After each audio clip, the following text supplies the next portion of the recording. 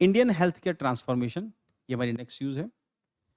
जैसे हम लोग पिछले काफ़ी दिनों से जो न्यूज़ हैं, जो गवर्नमेंट के बारे में, जो पॉज़िटिव न्यूज़ पढ़ते आ रहे हैं, उसमें से एक पॉज़िटिव न्यूज़ हमारे यहाँ पर और कि हमारे यहाँ पे हेल्थ केयर सेक्टर में कई सारे चेंजेज़ आए और वो सारे चेंजेज़ जो हैं वो पॉज़िटिव हैं। हेल्थ केयर सेक्टर के अंदर आने वाले चेंजेज़, क्या चेंजेज़ उसके अंदर? From 2014 to 2025, India health sector witnessed a major shift driven by strong political will, higher investment, digital innovation, and shift towards preventive care. Reforms aligned with SDG 3 and national initiative like Ayushman Bharat, New Health Mission, and aiming for affordable, inclusive, and quality care. India के अंदर education sector के अंदर government of India ने realise किया कि जब तक अपने सिटीजन्स फिट नहीं होंगे, हेल्दी नहीं होंगे, तब तक इंडिया ग्रो नहीं कर सकता। इस करके चाइना के बाद शायद चाइना से ज़्यादा हम लोग अपने हेल्थ के सेक्टर पर आज पैसे खर्च कर रहा है इंडिया। उसमें आयुष्मान भारत है, पीएमजे है और कई सारे और स्कीम्स हैं जो गवर्नमेंट ऑफ इंडिया ने शुरू की। न्यू हेल्थ पॉलिसीज़ में उसमें भी आया। और चैलेंजेस क्या थे 2014 में जब मोदी गवर्नमेंट आई थी? उससे पहले इंफ्रास्ट्रक्चर गैप थे, शॉर्टेज था एंड प्राइमरी हेल्थ सेंटर्स और सीएचसी के अंदर, डायग्नोस्टिक यूनिट्स के अंदर एंड ह्यूमन रिसोर्स डेफिसिट था, लिमिटेड डॉक्टर्स थे, नर्सेज लिमिटेड थी, ट्रेनिंग पर्सनल बहुत लिमिटेड थे, poor access to high OP, cost bear prevalent, universal access. तो स्ट्रेटेजिक शिफ्ट क्या है? Wellness to illness, wellness from illness. तो इलनेस से वेलनेस की तरफ मोदी गवर्नमेंट आ जाने के बाद चेंजेस आए और हेल्थ सेक्टर के ऊपर फोकस किया गया। Focus moved from curative services to the preventive and promotive care using NHM, National Health Mission, as a backbone. Key areas to reform: primary care boost, 1.767 Ayushman Arogya Mandirs deliver maternal child care and non-communicable diseases screening and mental health services। तो कई सारे आयुष्मान आरोग्य मंदिर जो खोले गए, जो last year हमने डिस्कस किया, आयुष्मान आरोग्य मंदिर, और वहां पर लोगों की ट्रीटमेंट किए गए। कितने? 1.77 लाख आयुष्मान केंद्र खोले गए हैं एंड उसके बाद नॉन कम्युनिकेबल डिजीजेज हैं और मेंटल हेल्थ सर्विसेज के ऊपर फोकस किया गया। उसके बाद टेली हेल्थ प्लेटफॉर्म्स हैं, ई संजीवनी, टेली मानस, जो जनरल कंसल्टेशन के लिए और मेंटल हेल्थ सपोर्ट के लिए जो नए प्लेटफॉर्म डेवलप किए गए, नए पोर्टल बनाए गए ई संजीवनी के नाम से और टेली मानस के नाम से। बेटा ये फैक्चुअल डिटेल्स हैं, इनको नोट कर लेना और आगे चल के आपके काम आएंगी, खासतौर के ऊपर मेंस के आंसर राइटिंग में। प्री में भी फैक्चुअल डिटेल्स हैं, उसकी फॉर्म में काम आएगी। नेक्स्ट उसके बाद maternal and child health gains, MMR reduced to 86%, almost twice the global average. IMR dropped by 73% as 58% globally.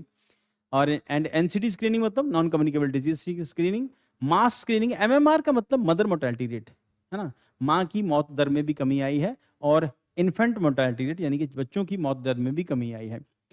And dropped by 73% by 58% globally and IMR reduce to 86%, almost twice the global average. ठीक, NCD screening है, mass screening 28 crore hypertension है, 27 crore each of diabetes and oral cancer के cases जो हैं वो है ना इन्होंने डायग्नोज किए हैं।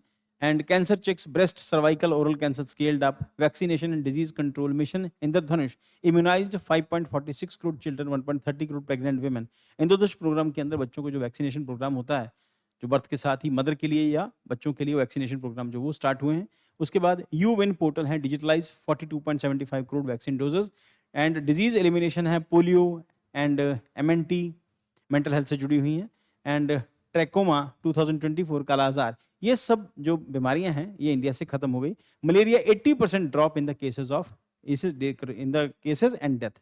तो मलेरिया से होने वाली डेथ जो है उसका नंबर कम हो गया और केसेस भी 80% कम हो गए। उसके बाद TB, tuberculosis 17.7% fall in incident, 21% mortality, missing cases fell down from 15 lakh to 1.2 lakh.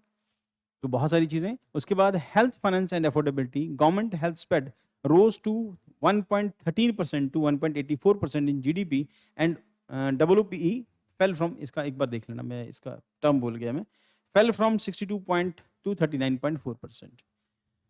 तो free drug diagnostics active in 39 states UT, तो कई सारी जगह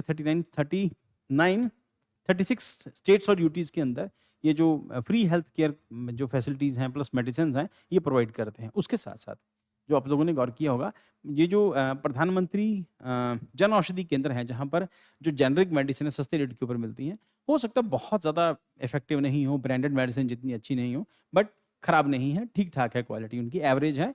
और पहले भी तो जेनरिक मिल ही रही थी, तो ठीक है, कुछ केसेस में जेनरिक मेडिसिन ठीक ठाक होती। उसके बाद नेशनल डायलिसिस प्रोग्राम है, help 28 lakh patients saving 8,728 crore in WPE and एक मिनट चेक कर लेता हूँ बेटा क्या है ये, मेरे को टर्म याद नहीं आ रही।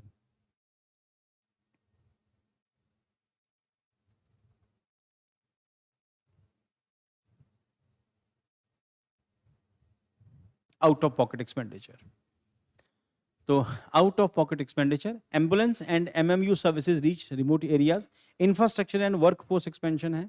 अंडर प्राइम मिनिस्टर अभीम program 18,802 health and wellness centres खोले गए, 602 क्रिटिकल केयर ब्लॉक्स खोले गए, 730 integrated labs created and upgraded. Human resource growth 5.23 lakh added, included 1.8 lakh CHO, link between community and doctors. Conclusion: India's healthcare journey marks bold transition from the treatment focused to wellness led systems.